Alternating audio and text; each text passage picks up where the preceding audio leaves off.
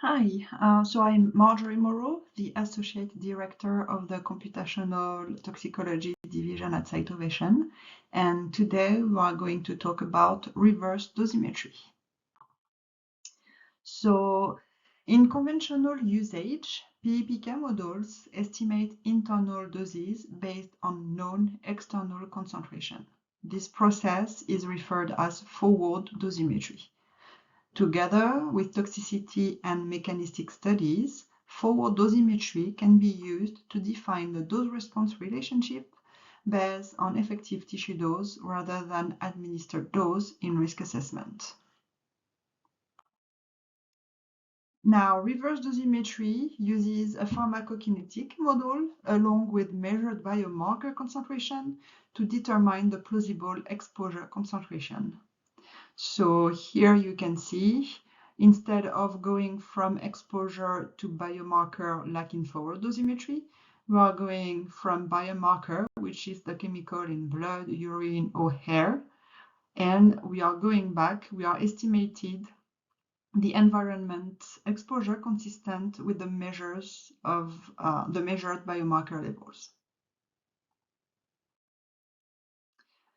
So reverse dosimetry requires pharmacokinetic modeling to describe the relationship of biomarker to external dose. But we also need some information on the nature of the exposure. So what's the source of exposure? Is it inhalation, oral, dermal exposure? What's the frequency? How many times are we exposed? Is it an exposure every day? Is it an exposure, for example, during meals, so 3 times a day? And also, what's the duration of exposure?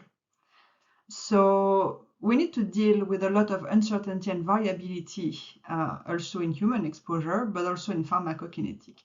So it's really important to take all of this into consideration when we do reverse dosimetry.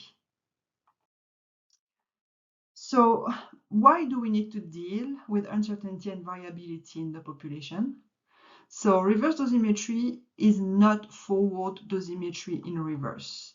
So because of the complexity of reverse dosimetry simulations and multiplicity of potential solutions, it's basically impossible to perform a deterministic simulation that calculates exposure from a biomarker concentration, but rather it reverses forward dosimetry using statistical tool.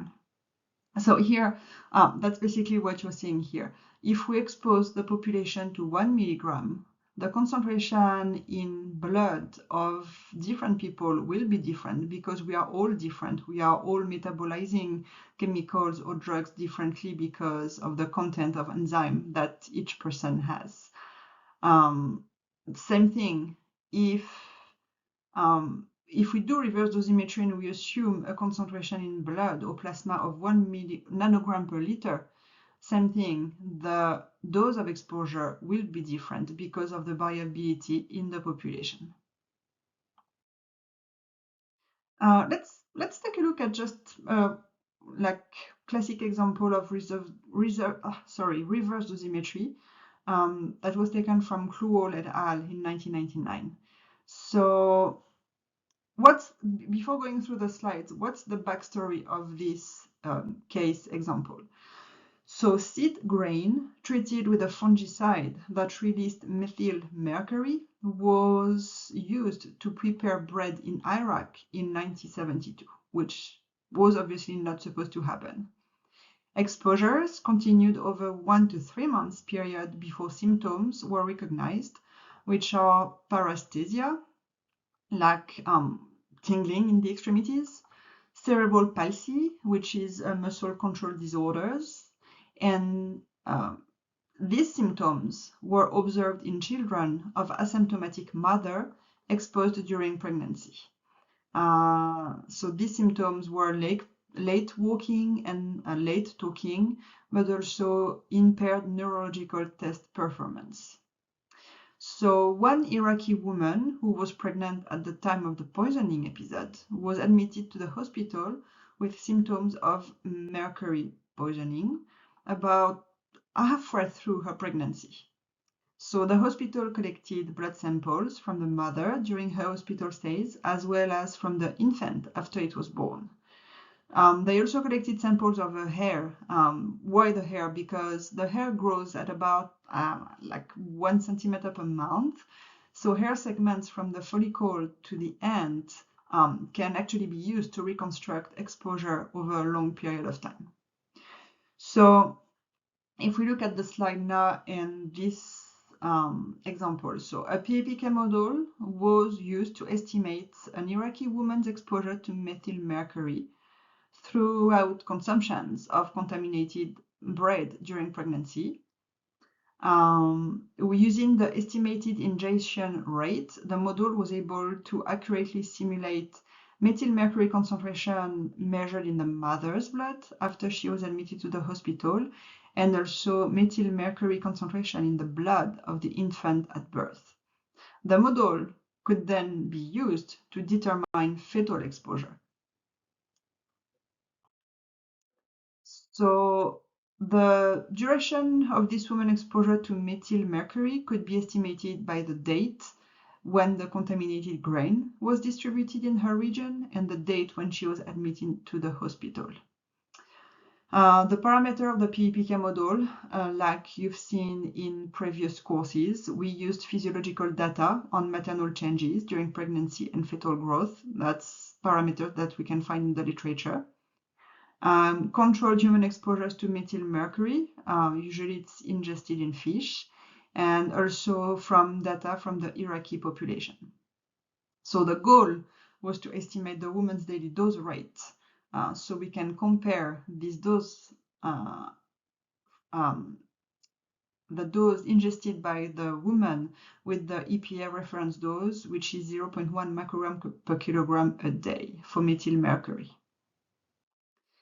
So here you can see the simulations that were run. So on the x-axis, you can see the concentration of exposure, and on the y-axis you can see the time, so the day. You can see here was the time of pregnancy, this period of time, and the dots represent the in vivo data, dots and rectangles, and the lines represent the simulations. So for the mom hair, the simulations are looking pretty good. The maternal blood is here, this line, and for the infant blood, we have the exposure here, and simulations also captures really well the actual data that was taken from the infant. And here you can see the maternal exposure. So with this case study, it was possible to use information on the nature of the exposure to reconstruct the daily dose rate. So obviously we needed to know the exposure, when the exposure started and stopped, and we also assume a constant dose rate for ingestion of methyl mercury contaminated grain in bread. The estimated exposure of 42 microgram per kilogram a day that you can see on the previous slides could then be compared directly with the EPA reference dose of 0.1 microgram per kilogram a day. And as you can see, it was way over the reference dose. So the physiological structure of this PBPK model allowed us to simultaneously estimate the fetal exposure that would also result from the estimated maternal exposure. So that's a classic example of PBPK modeling and reverse dosimetry. Now, let's talk about biomonitoring data. Biomonitoring data collected and reported in recent years through NHANES, so the National Health and Nutrition Examination Survey, or others, are valuable for several reasons. First, they can be used to establish baseline measures of human exposure to environmental chemicals. They can be used to identify subgroups with higher exposures. They can also be used to track trends in exposure levels, but also to set priorities for research on human health effects. However, biomonitoring data only quantify the internal dose without really giving an indication of the link between external dose, internal dose, and biologically effective dose, leading to biological effects. So biomarkers of exposure are really useful because they have the potential to measure the actual integrated internal dose from all routes of exposures. Biomarkers may be particularly useful when they provide linkage to important exposure, but they must be measured in the correct matrix for exposure route source of interest, and there must be analytic technology available, reliable, and reproducible. However, they do not define sources or pathways of exposure because it's just a snapshot in time and an integrated measure. So it tells us nothing about where the chemical came from or how it got into the body. So traditionally, average daily exposure to environmental chemicals are estimated using epidemiological survey questionnaires, like again, NHANES or CHMS in Canada, sometimes combined with measurements of environmental concentrations in order to inform on individuals' behavior patterns and environmental conditions that may influence their exposure. But this traditional approach to exposure assessment leaves really large uncertainties regarding actual realistic exposures. And part of these uncertainties are most of the time related to inter-individual variability in physiology, as well as the environment. Again, we are not exposed to the same chemical, the same source of exposure. The frequency is different between people. So to use biomonitoring data in understanding exposure, PBPK modeling can be used in a reverse dosimetry approach to assess a distribution of exposures possibly associated with specific blood or urine levels of compound. So when I was saying in the previous slides that there are large uncertainties regarding actual realistic exposures, and that part of these uncertainties are related to inter-individual variability in physiology, you can see here an example of variability in physiology actually. So you have some variability in the body weight, like you can see in the first two slides, but also variability in the BMI.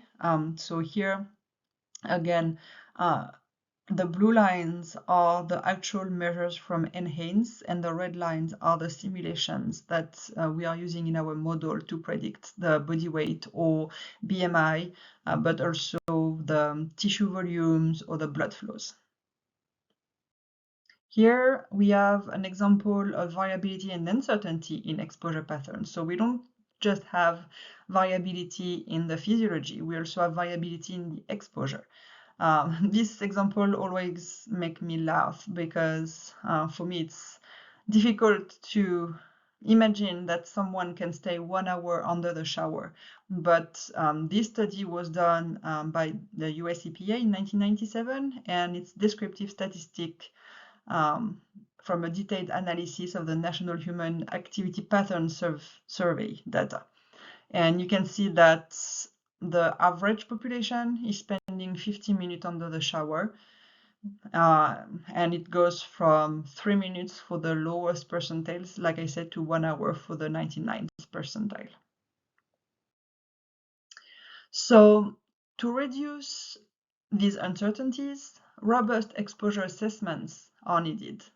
To use biomonitoring data in understanding exposure, PBPK modeling can be used in a reverse dosimetry approach to assess a distribution of exposures possibly associated with specific blood or urine levels of compound. So reverse dosimetry basically integrates PBPK modeling with exposure pattern characterization, Monte Carlo analysis, and statistical tools to estimate a distribution of exposure that are consistent with biomonitoring data in a population. So when I say PBPK modeling and Monte Carlo simulations, so what's the role of the PBPK model and what's the role of Monte Carlo analysis? So the PBPK model will be able to integrate different exposure routes, and it will determine the relationship of blood concentration to target tissue dose for health effect. Monte Carlo simulations are going to reconstruct the distribution of exposures across the population. So we won't have just an average or worst case scenario. We are going to vary some parameters and have a distribution of concentration or a distribution of exposures across the population. So here we are going to consider uncertainty in relationship of exposure and sampling. So Monte Carlo simulations is used to evaluate variability through a model and results in estimates of the variance in model output. So what's the goal of probabilistic reverse dosimetry? So reverse dosimetry can be performed in human to estimate a distribution of possible external exposures for comparison with an animal-based health standard, such as a reference dose, for example. Here you have the reconstruction of the population exposure distribution to a chemical in drinking water. And you can see here the 5th percentile drinking water concentration exposure, the 95th percentile, and here we have the reference dose, so we can derive the margin of exposure. We can derive a margin of exposure with the average population, but most of the time we use the 95th percentile to be more conservative. So there are two approaches for reverse dosimetry, and I will talk about both of them. But we'll mainly insist on the discretized Bayesian approach because that's the one that we've implemented in Platham. So first, the exposure conversion factors, ECF, provides a simple methods for converting biomarker concentration distributions into exposure distributions by assuming that the dose biomarker relationship is linear in the range of the observed biomarker concentration.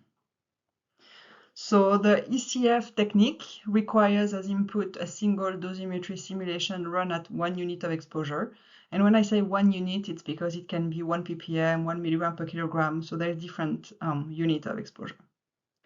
Biomarkers concentration resulting from the simulations are turned into an exposure conversion factors, which we call the ECFI.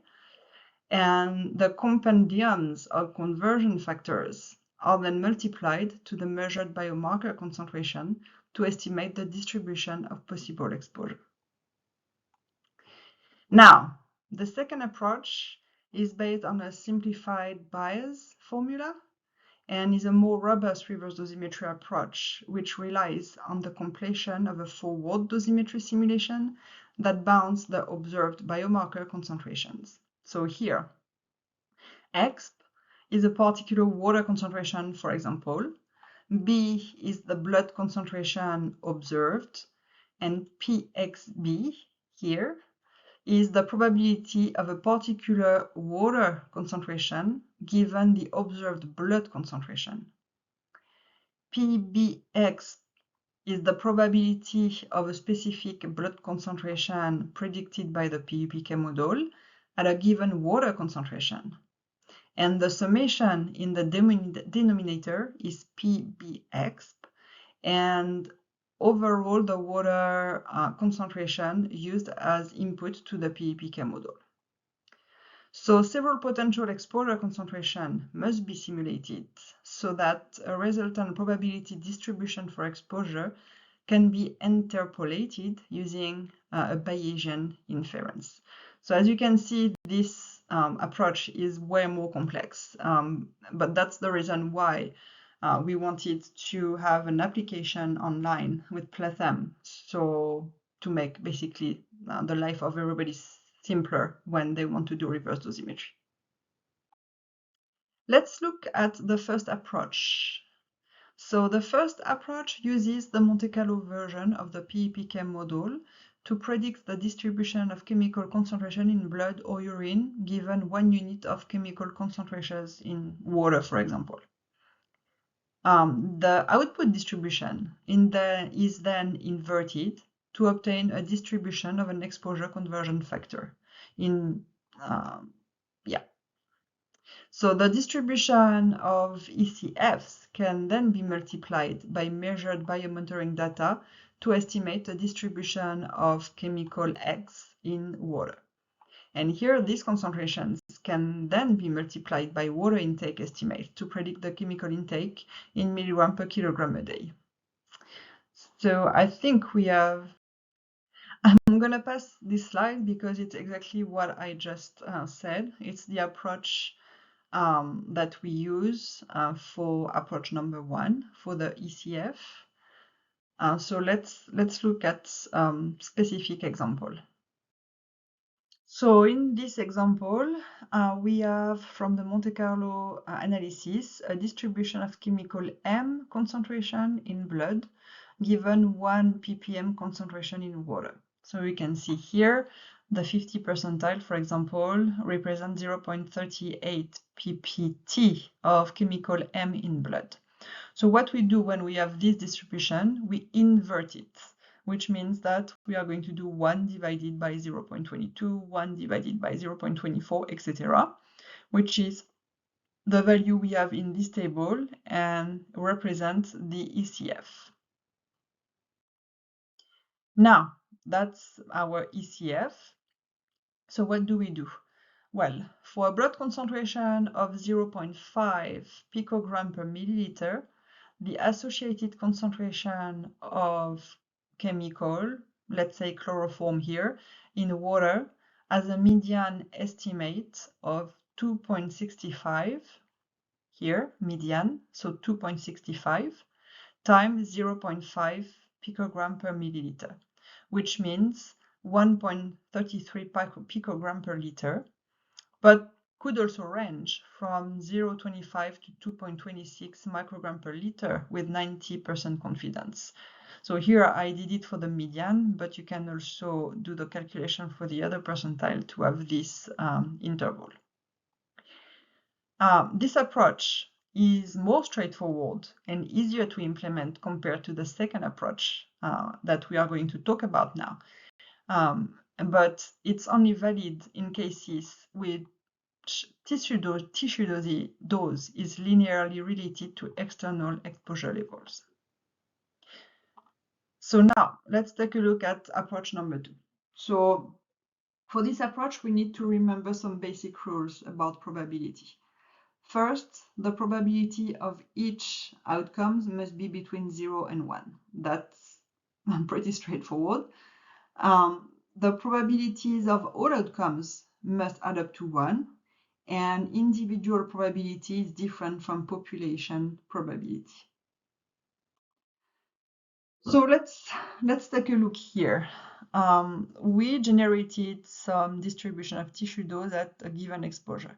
So here we have concentration in blood of 1 ppb and 5 ppb, and we had 2 water concentration, 10 ppm and 20 ppm, and we had 70 individuals who were exposed at 10 ppm water concentration and had a blood concentration of 1 ppb, and 30 individuals with a blood concentration of 5 ppb when exposed to 10 ppm. And here, same thing. For an exposure of 20 ppm, 20 people with 1 ppb of blood concentration and 80 individuals with 5 ppb blood concentration. So at the end, we have 100 individuals in each exposure group. And here we have 90 individuals with 1 ppb blood concentration and 110 individuals with 5 ppb concentration. So now we can calculate some probabilities. So for those who have blood concentration of 1 ppb, there is a 78 percent probability that they are exposed to a water concentration of 10 ppm, and 22% probability that they are exposed to a water concentration of 20 ppm. So this is really just basic percentage calculation based on the information we have from this example. Now, short exercise. If two individuals are tested and one has a blood concentration of 1 ppb and the other has a blood concentration of 5 ppb, what is the distribution of water concentration this individual is likely exposed to? So let's take a look at the probability. So the probability of exposed to 10 ppm in water, so here, so we have one individual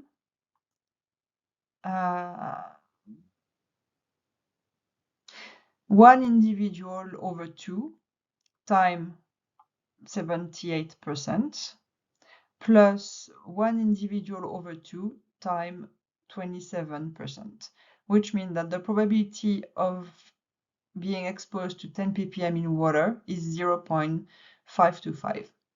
Now, what's the probability of being exposed to 20 ppm? Well, that's the same thing. It's one individual over the 2 times 22% plus one individual over the 2 in the population times 0.73. So the probability is 0.475. Now, if we make things a little bit more complicated, and this time we assume a population of 100 people. And here we have 30 individuals that have blood concentration of 1 ppb, and the other 70 have a blood concentration of 5 ppb. So now, what's the distribution of water concentration?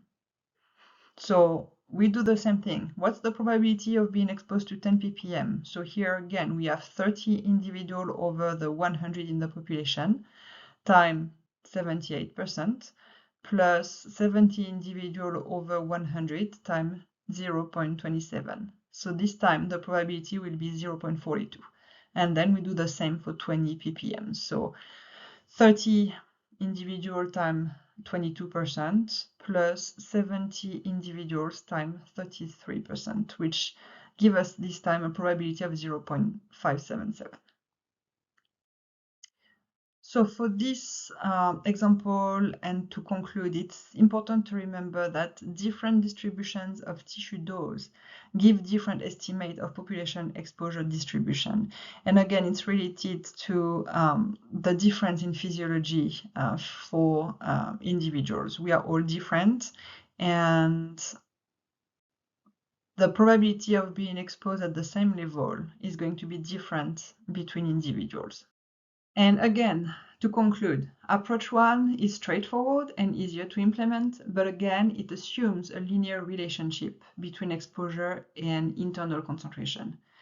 Approach 2 is way more complex and requires more statistical manipulation, but it's valid whether or not internal concentration is linearly related to exposure.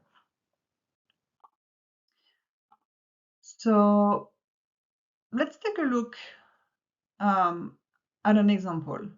So in this example, we took the pyrethroid life stage PBPK model and added reverse dosimetry so we can estimate exposure to pyrethroid based on urine concentration of pyrethroid metabolites. In the table, you can see the main metabolites of pyrethroids. So for example, we have 3-PBA, trans-DCCA, etc. And here you can see the parent compound and what is the main metabolite for this compound. So for example, 3-PBA and trans-DCCA are the most commonly found pyrethroid metabolites in the general population. Now, what did we do with this PBPK model? So we used it in conjunction with biomonitoring data that we found in the literature to estimate 3-PBA exposure in the general population. So reverse dosimetry workflow within Platham uses the discretized Bayesian approach, like I said previously, for the estimation of the exposure. We found some daily intake of cyphenoltrine calculated from measures in adults from 33 households from Driver et al. And the pyrethroid PBPK model was used to convert urine measurements of 3 ppb into a daily intake value. So 3 ppb was chosen as a biomarker for sulfonylurea because it has been used extensively in biomonitoring study over the past 10 years. And here you can see the results of the reverse dosimetry. So you have the 5th percentile of 0.70 microgram per kilogram a day up to 8.65 microgram per kilogram a day. And I mean, as a comparison, I looked at the ExpoCast prediction in adults, which are really, really low. So here you can find the link on for the reverse dosimetry application. It's a standalone application for now, where on the first page you have a background on reverse dosimetry, which is a little bit what I explained today. So it's kind of a course on reverse dosimetry so people can understand. And then there's also a sheet to explain on how to use the application, but it's pretty straightforward. Basically, you just need to upload your Monte Carlo simulation from any PBPK model that you used. You also need to upload the biomonitoring data from the literature. And then the application is going to run some complex probabilities and derive the distribution of exposure of your chemical in the population of interest. So it's really useful, pretty straightforward, and way easier and faster than the classic way to do reverse dosimetry in an Excel sheet. So I encourage you to go and take a look at it. Thank you very much. And if you have any question, again, I'm Marjory Moreau, Associate Director of the Computational Division at Cytovation, and don't hesitate to reach out to me if you have any question. Thank you.